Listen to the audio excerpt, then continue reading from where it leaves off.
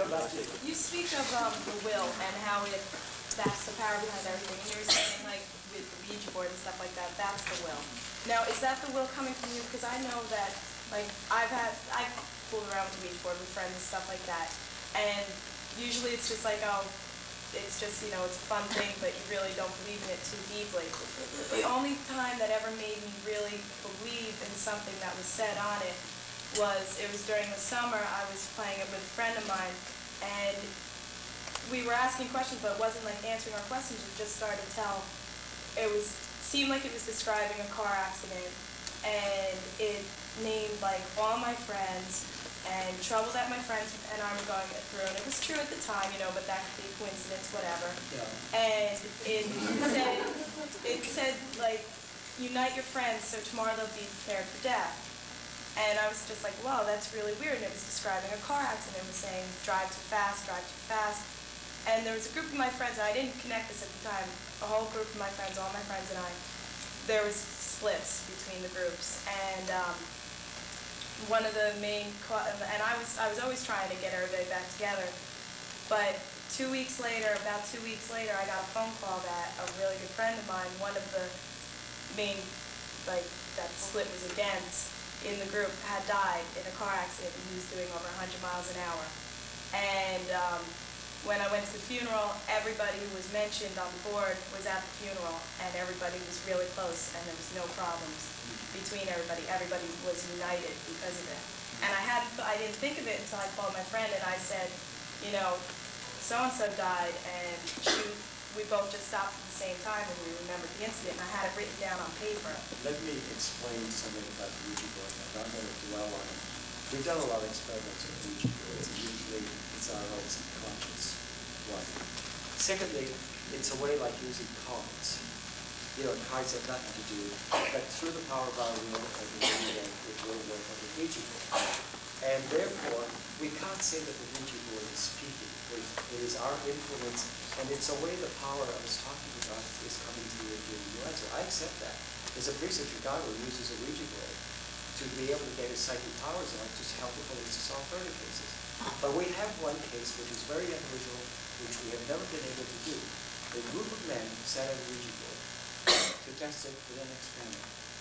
And the person that came on the board was someone that one of them knew, and the man had been reported dead in the war.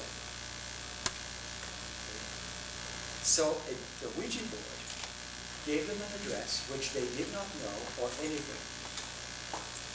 And so these scientists decided, why not go through with it? And it said it was that man who was shot in the war. So they go to the address, and who answers the door? The man. Now there are cases where we still don't know what's happening, but the majority of the cases, like automatic writing and Ouija boards, we have to be extremely careful because our own unconscious does work in it. There are things that we can do when we're in the altered state. There you are on the Ouija board, and you do automatically enter an altered state, which these things can happen. And usually some psychic phenomena which you think the Ouija board will do. I remember when I was asked about Patty Hearst. And here we are, and it was an experiment we were going to do, not with a Ouija board, but a pendulum. And I don't care for these things, but for the sake of experiment, we do it.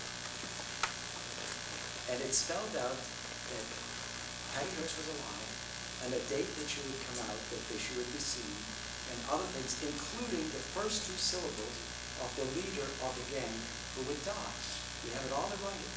And when it happened, what happened? I was using my psychic ability in a different way. In other words, it had nothing to do with the pendulum going to this letter or that letter. Somehow my power, instead of telling me through my voice, allowed itself, because I let it work on the Ouija board and allowed it to give me a sense of direction. But do I say that my pendulum and my Ouija, same way with dowsing, you know, there's muscular things, but again, your power is there. And I'm relating to the power to you, because that's the most important thing the Ouija board is related to. It's your power. It's inside of you. And somebody says, oh, well, God put this on that. If you believe the grace of God or energy is in you, then why should you start channeling and asking this spirit and that spirit and that spirit when you already got it? But can't you trust yourself? Remember that. Excuse me, we have time for one more question, and I'd like to reserve it just for a moment. We're very pleased to have Dr. John Heaney back, and he's much too kind to take anybody else's time as such. John, would you have any question or comment? Do you want to pass? It's up to you. Please. I don't want to put you on the spot. Please. I think that's it. Come on, John. Well, and more technical questions. Like you once projected for Dr. Osis for that box that had the distorting mirror and the revolving The color optometry, behind. yeah. How often did you do that? How often were you successful? I was very highly successful. The lock probability of the first test was 1 out of 100. Second test, 1 out of 1,000. The third test, 1 out of 100. That's the first part of the experiment. We added another part where we would pick up Alex 2, in the strain gate line. We did 197 trials and I succeeded 115. And that's including the reading. It's not just the strain gauges as well.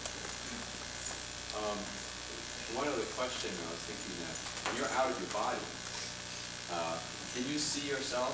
Yes. And can you manipulate your arms and so on? Do you see a normal body? Yes, completely all right. That's why they're in clothing. Let me put it this way. It's strange because we have the Alex 1 and the Alex 2. Now, in one experiment with the strain gauge, see, what you have to remember that I knew nothing about the strange gauge box. That they had told me that my performance was to read. And they had localized me in a certain place, and only after the experiment, which had gone 2 years, and I still don't know too much about the way it is, that they told me, I read it in the article myself, and what they were testing. The new one, I really don't know what they tested either. So I had no way. A lot of people are trying to say to psychokinesis, I influenced the strain gauges. And, well, if I influenced the strain gauge, why was I able to read? I mean, we can offer a lot of observations, and we have to take them into consideration and study them. But here, the whole concept of the outer body is that I can be myself, and my devil can be himself also. Now, one of the experiments was that I was going to do an experiment in the strain gauge box in which I was going to fly a plane for our president. And he told me to do something that aviators do, something that was a Chantel. Well, I didn't know what Chantel is. He says, Alex, we want you to do a Chantel. I said, I don't know what a Chantel is, so I'm going to send a message to Alex too. So I sent a message. I said, hey, they want you to do a Chantel. I don't know. So we create the plane in the box disappears, and we take off. And a Chantel is some kind of a curve in a plate, and the EEG registers. Get it? I could hear them screaming because of the intercom. You did it, we should see it. What are you doing? I said, the plane is going this way. That's what we're doing. I was dressed as an Indian. Just right there. Water skiing, I'm in the bathing suit. So I don't know. I must frankly say, I want to thank you really, Ed. I want to thank every one of you for taking the time to come here. And it can't be an easy task for you when you get a stranger like myself and then talk about some of these experiences because they appear to you out of the ordinary. To me, they're very ordinary, and I accepted them since I was a child. I'm only opening your minds. I'm not asking you to believe me, even though everything is recorded in the laboratories. One of the main reasons that I started my lecture tour here, because, as I said, it was 7 years, almost 7 years I've been not spoken in the United States. And we're beginning a tour all over the country. And when Ed asked me, I felt that it was a very good program. Since I knew the college, and I want to thank you for inviting me here. Many years ago, I used to take skates with the girls over here for the parties. So that's always been a very dear place to me. And I was very proud and happy and almost emotional to be with you now. But on the other hand, be practical, let it sink, and make up your own mind. But the only message that I have with all of this is don't look to go to school. Don't look to read cards. Don't look for crystal. Look inside. and see the power and the beauty of your own creation flowering to give destiny to the future. Thank you.